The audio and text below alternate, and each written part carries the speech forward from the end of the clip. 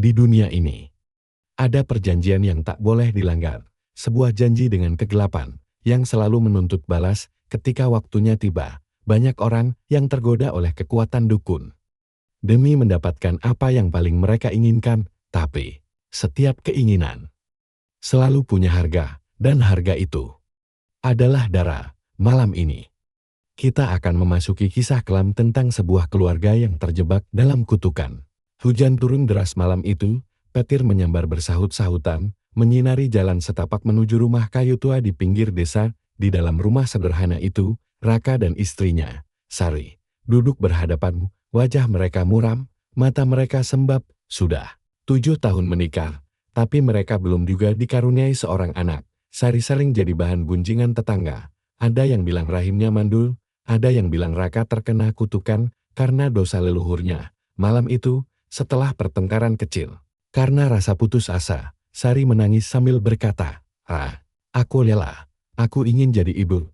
Aku ingin mendengar suara tangisan bayi di rumah ini, bukan cuma suara hujan tiap malam." Raka menggenggam tangan istrinya erat. Ia juga hancur, tapi berusaha kuat sabar. Sar, semua akan ada waktunya. Namun tiba-tiba, terdengar ketukan keras di pintu. Tok tok. Tok, ketukan itu Ana. Sebab jam sudah menunjukkan hampir tengah malam. Raka membuka pintu dengan hati-hati. Di depan rumah berdiri seorang lelaki tua berpakaian serba hitam. Rambutnya panjang beruban, matanya tajam bagai menembus jiwa. Ia membawa tongkat kayu hitam berukir. "Selamat malam. Aku mencari pasangan bernama Raka dan Sari." Suara seraknya membuat bulu kuduk berdiri. Raka kaget. Kami Raka dan Sari. Bapak siapa?" Lelaki itu tersenyum tipis. "Kalian sudah lama menantikan seorang anak, bukan?" tanda tanya. Sari spontan menoleh ke suaminya dengan mata melebar. Dari mana dia tahu?" Lelaki itu memperkenalkan diri. "Orang-orang memanggilku Ki Joyo, aku seorang penyambun." Tanya Raka curiga. "Ya, aku bisa menyambungkan keinginanmu dengan dunia yang bisa memberimu jawaban. Jika kalian mau, aku bisa memberi kalian seorang bayi yang akan memanggilmu ayah dan ibu." Sari langsung gemetar, hatinya bimbang antara harapan dan ketakutan. Raka pun merasa aneh. Tapi rasa putus asa membuat pikirannya goyah. "Bagaimana caranya?" tanya Raka pelan. Ki Joyo mendekat. Suaranya lebih rendah. "Ada syarat. Bayi itu bukan sepenuhnya milik kalian. Dia hanya akan dipinjamkan hingga usianya 7 tahun. Kalian boleh membesarkannya. Setelah itu, ia harus kembali pada dunia asalnya." Sari langsung menjerit kecil. "Tidak. Aku tidak mau meminjam anak. Aku ingin anakku sendiri." Namun Ki Joyo menatapnya dalam-dalam. "Kadang tidak semua doa bisa dijawab dengan cara yang kau mau.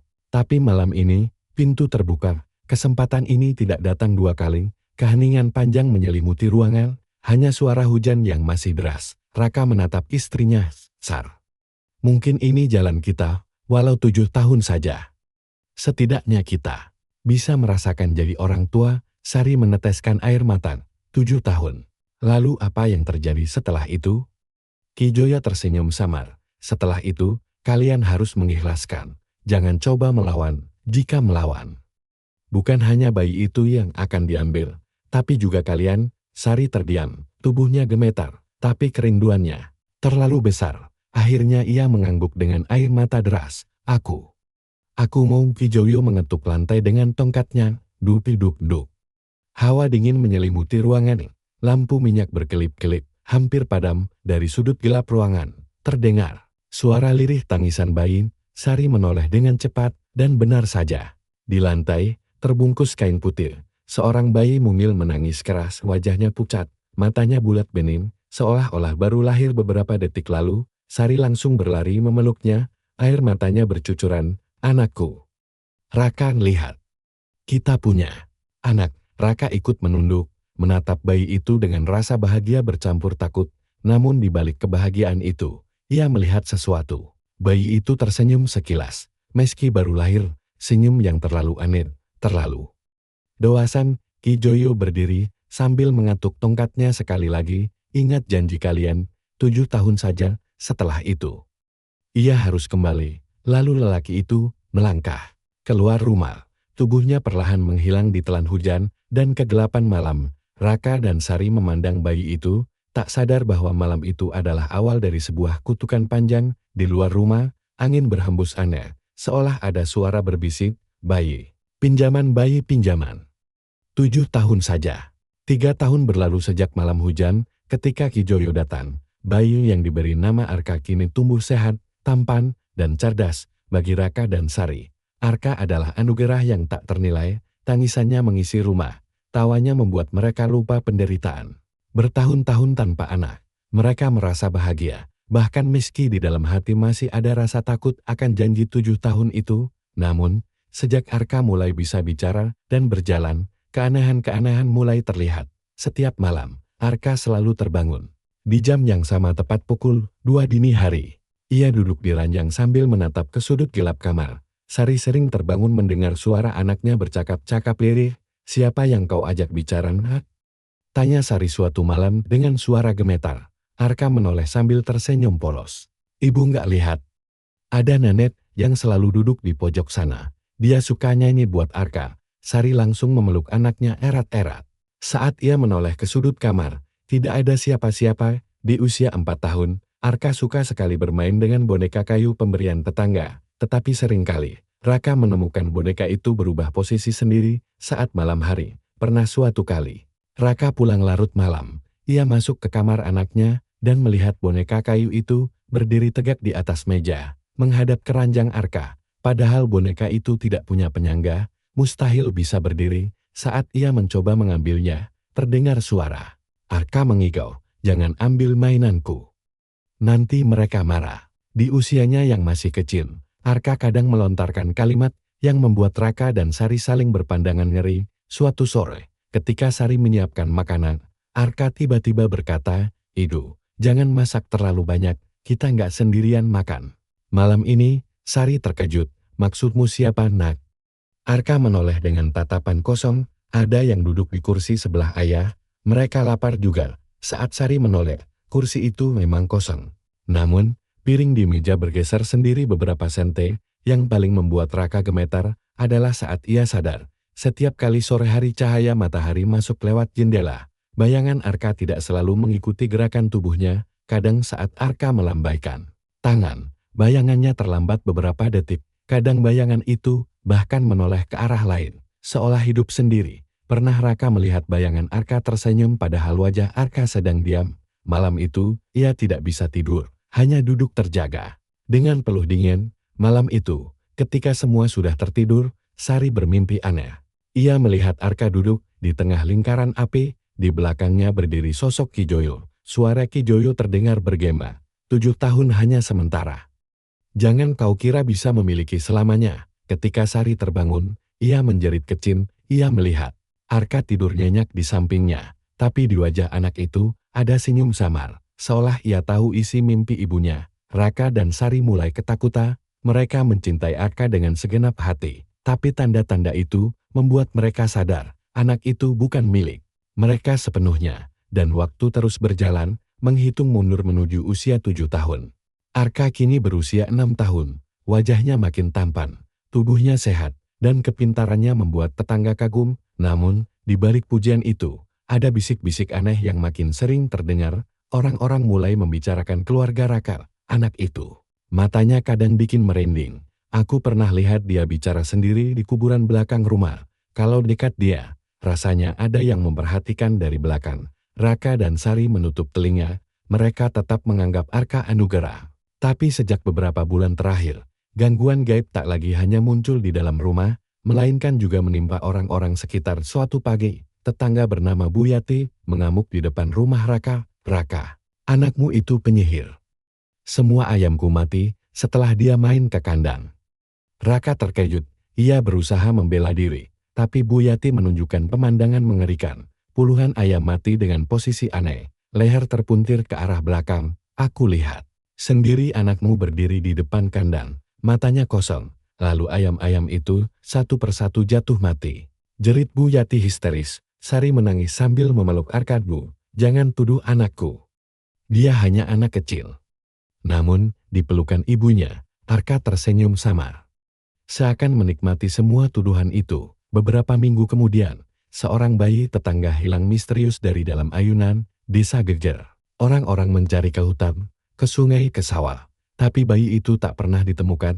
Malamnya, Sari menemukan Arka duduk di pojok kamar sambil memeluk boneka kayu kesayangannya. "Arka, kau main apa?" tanya Sari lembut. Arka menoleh dengan mata berbinar. "Ibu, sekarang aku punya teman baru, dia bayi. Dia bilang suka tinggal di sini." Saat Sari mendekat, ia terbelalak. Boneka kayu di pangkuan Arka mengeluarkan suara tangisan bayi. "Pak RT," tetangga terdekat, mencoba menegur Raka. "Ra, aku tahu kau sayang sama anakmu. Tapi ada yang tidak wajar. Aku sarankan kau bawa dia ke Keing, jangan biarkan hal ini makin besar." Malam itu, Pak RT tiba-tiba jatuh sakit. Tubuhnya menggigil hebat, mulutnya berbusa, dan ia terus berteriak, "Jangan tatap aku! Jangan tatap aku!" Orang-orang yang merawatnya mengaku melihat bekas tangan kecil mencengkram di lehernya. Padahal Arka tidak ada di tempat itu. Beberapa hari kemudian, Pak RT meninggal dengan mata melotot, seakan menatap sesuatu yang tidak bisa dilihat orang lain. Raka mulai dihantui rasa bersalah. Ia teringat jelas perkataan Ki Joyo 7 tahun lalu, "Jika melawan, bukan hanya bayi itu yang akan diambil, tapi juga kalian." Namun, kejadian-kejadian ini membuat Raka goyah. Suatu malam, ia berani menegur anaknya, "Arka, apa yang kau lakukan pada Pak RT?" Arka hanya tersenyum, lalu mendekat pelan. "Ayah, jangan marah. Mereka yang di belakangku tidak suka." "Kalau ayah bicara begitu," Raka menelan ludah. "Siapa mereka, nak?" Arka menunjuk ke sudut ruangan yang gelap gulita itu. "Ayah, lihat kan? Mereka selalu ada di sini. Mereka menunggu aku. Sampai 7 tahun nanti." Ruangan itu hening. Raka menoleh dengan gemetar, dan untuk sepersekian detik, ia melihat bayangan tubuh-tubuh hitam berdiri rapat di sudut kamar, menatapnya dengan mata merah menyala. Malam berikutnya, tetangga kembali. Geger, seekor kambing diikat di belakang rumah Raka, ditemukan mati. Tubuhnya terkoyak seolah dimakan sesuatu. Orang-orang mulai yakin keluarga Raka membawa sial bagi desa. Ada yang mengusir, ada yang mengancam akan membakar rumah mereka. Sari hanya bisa menangis sambil memeluk anaknya. Sedangkan Raka berdiri di depan rumah dengan wajah putus asa. Namun, di tengah kericuhan itu, Arka berdiri di jendela, menatap kerumunan.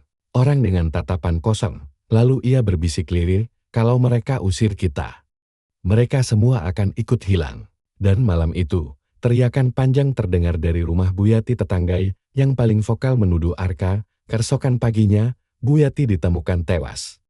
Dengan mata tercongkel, kini seluruh desa diliputi teror. Raka dan Sari sadar, kutukan itu bukan hanya menghitung mundur, tapi sudah mulai menagih korban, dan usia 7 tahun Arka tinggal 1 tahun lagi. Kematian Buyati membuat desa semakin gempar. Orang-orang menuding Raka dan keluarganya membawa petakan. Mereka dipaksa keluar dari desa, tapi Raka menolak. Ia tidak mau menyerahkan rumah peninggalan orang tuanya, apalagi meninggalkan Arka yang kian misterius. Namun, di dalam hati, ia sadar anak itu bukan lagi sekadar anak kecil. Ada sesuatu yang jauh lebih besar menguasainya. Atas desakan Sari, mereka akhirnya pergi menemui seorang Kyai tua bernama Kyai Rahman di desa sebelah. Kyai Rahman menatap Arka dengan tatapan tajam begitu anak itu masuk ke rumahnya. Subhanallah, aura anak ini berat sekali. Bukan hanya ditunggul, tapi sudah menjadi milik mereka. Sari menangis, "Tolong, Kyai. Selamatkan anak saya rela melakukan apa saja." Kyai Rahman mengangguk pelan. "Aku akan mencoba, tapi ingat, melawan perjanjian gaib bukan perkara mudah.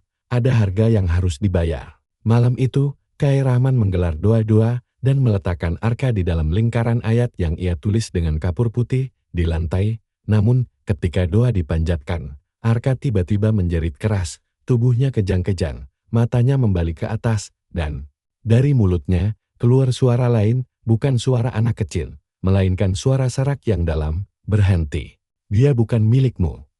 Dia milik kami."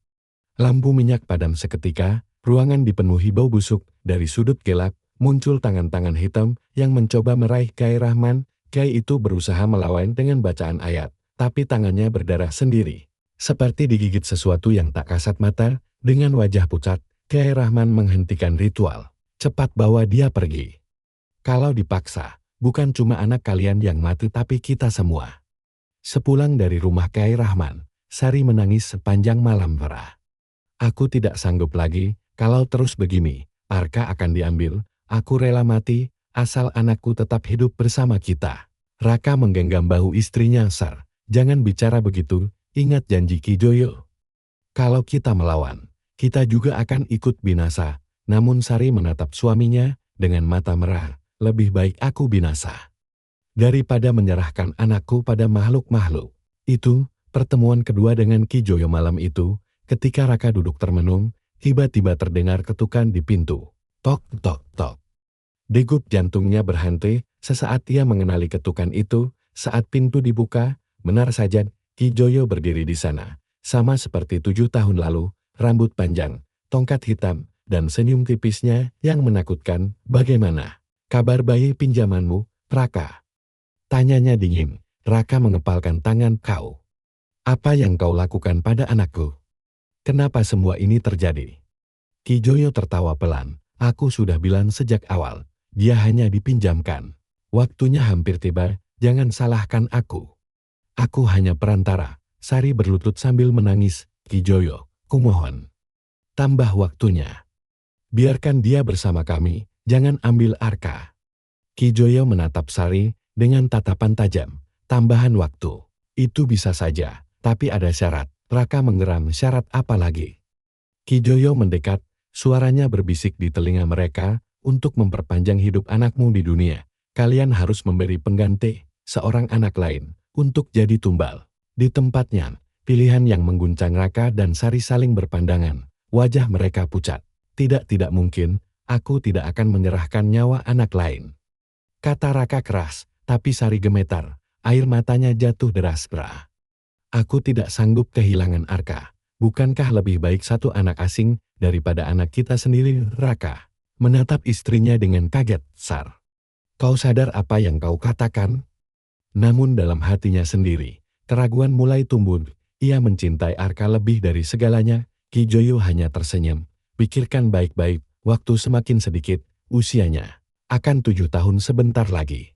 Dan saat itu, tak ada jalan kembali. Dengan ketukan tongkatnya, Ki Joyo menghilang, meninggalkan rumah yang kini dipenuhi hawa gelap. Malam itu, Raka bermimpi buruk.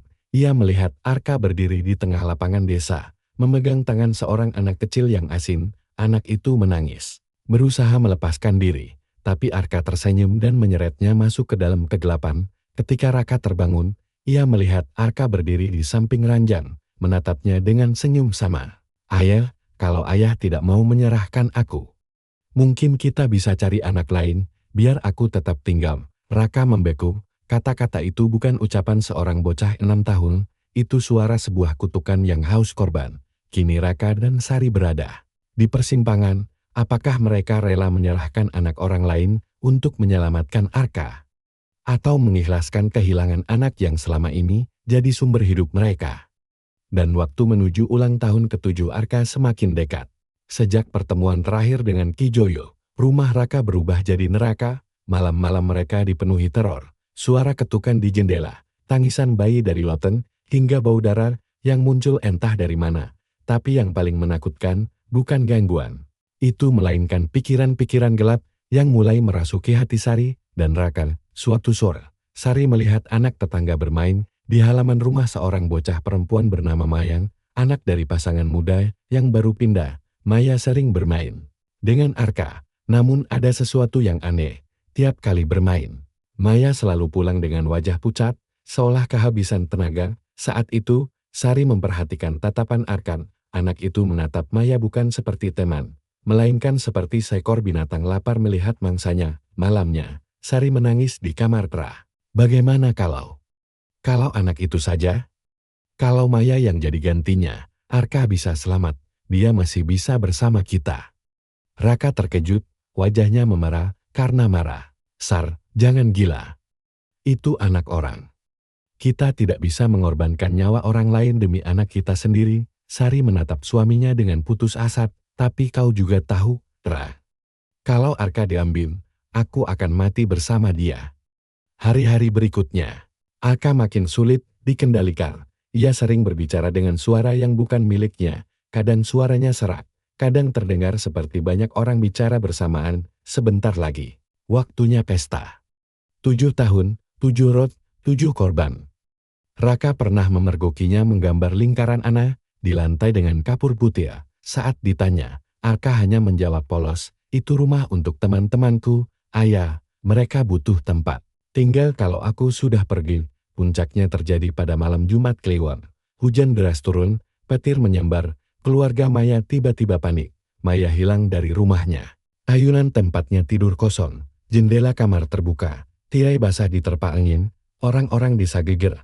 Mereka segera mencari ke hutan dan sungai, tapi jejaknya hilang total. Di tengah kekacauan itu, seorang tetangga bersumpah melihat Maya berjalan sendiri menuju rumah Raka, ditemani Arka yang menggandeng tangannya. Aku lihat jelas. Mereka jalan berdua ke arah sini, tengah malam. Tapi waktu aku susul, mereka menghilang. Raka benar-benar terguncang. Malam itu, ia bermimpi berdiri di kuburan gelap. Maya menangis di dalam tanah, mencoba meraih tangannya. Tapi Arka berdiri di atas pusaranya sambil tersenyum. Ayah satu. Sudah aku ambil, kalau ayah masih ragu, mereka akan ambil lebih banyak. Ketika Raka terbangun, ia mendapati baju Arka basah kuyup dengan lumpur. Meski hujan sudah reda, sejak sore, di saku bajunya, ada pita rambut merah, milik Maya, keesokan. Paginya, keluarga Maya datang dengan wajah murka. Mereka menuduh Raka dan Sari menyembunyikan anak mereka.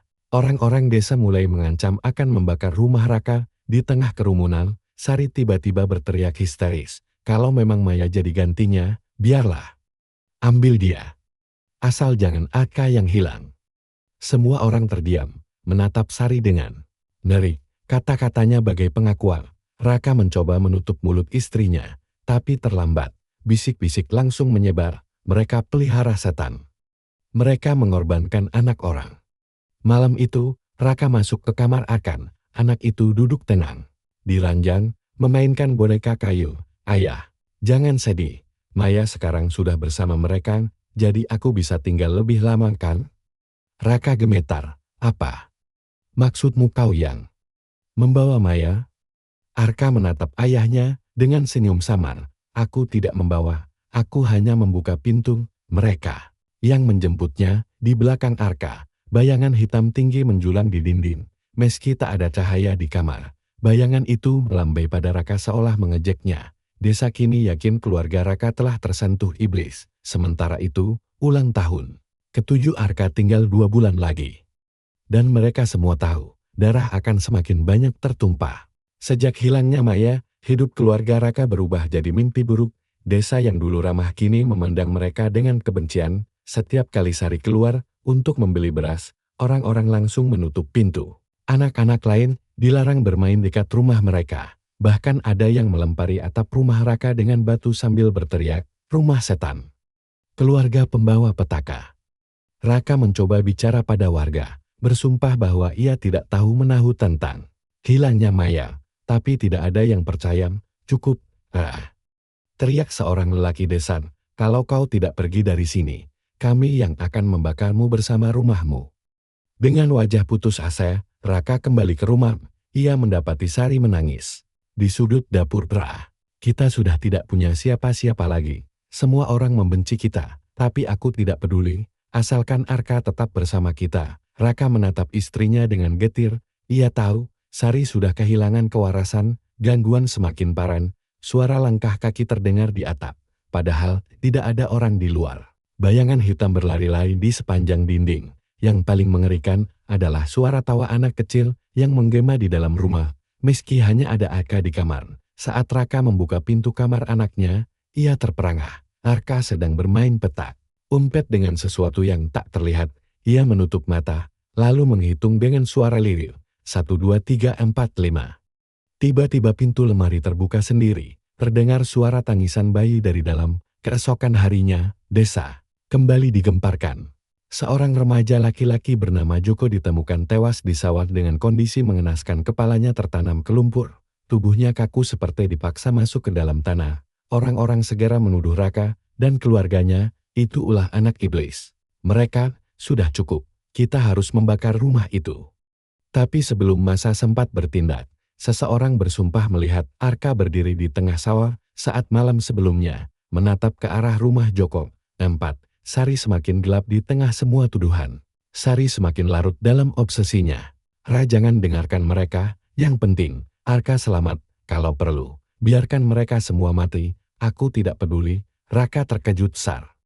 Apa kau dengar dirimu sendiri? Ini sudah kelewatan.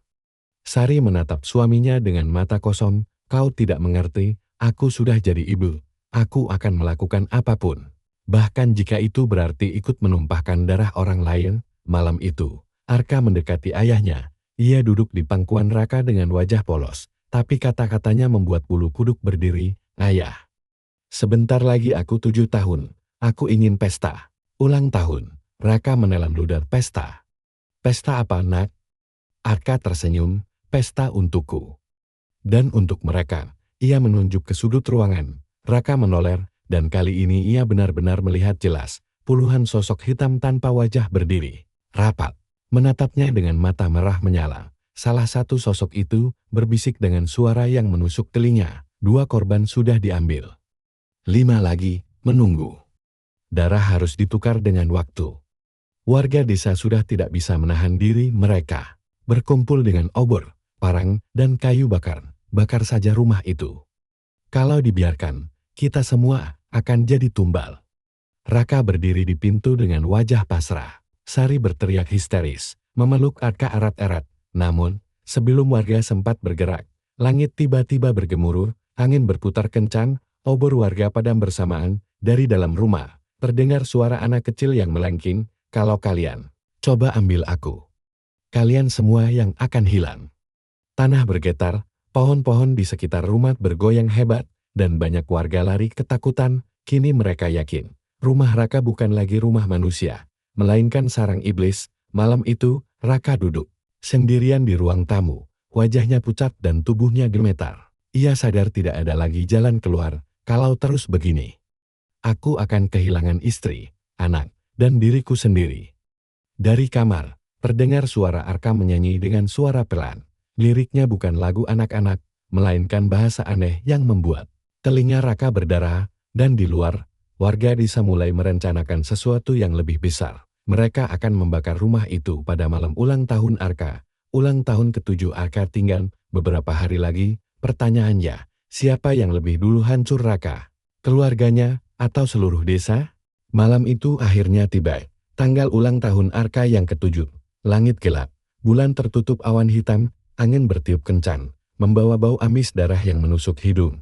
Seluruh desa sudah berkumpul diam-diam di kejauhan, bersiap melakukan hal yang paling mengerikan, membakar rumah Raka. Bagi mereka, hanya dengan cara itu, desa bisa bebas dari kutukan di dalam rumah. Sari menyiapkan meja dengan lilin, kue sederhana, dan segelas susu. Ia tersenyum pucat, seakan tidak peduli lagi dengan ancaman luar. Lihat, Arka, ibu sudah buatkan pesta kecil untukmu. Arka duduk di kursinya, mengenakan baju putih, tapi wajahnya terlalu pucat, terlalu sunyi. Aku senang, tapi teman-temanku juga ingin ikut makan. Seketika, semua lilin padam, ruangan dipenuhi suara langkah-langkah kecil. Meski tak ada siapa-siapa, kursi-kursi kosong bergeser, seakan diduduki oleh makhluk tak terlihat. Sari tersenyum miris, makanlah semuanya. Makanlah, ia sudah gila. Raka tak tahan lagi, ia berdiri, menghentakkan meja. Cukup. Aku tidak peduli lagi soal janji. Itu, aku tidak akan biarkan kalian ambil anakku. Arka menoleh, menatap ayahnya dengan mata hitam pekat.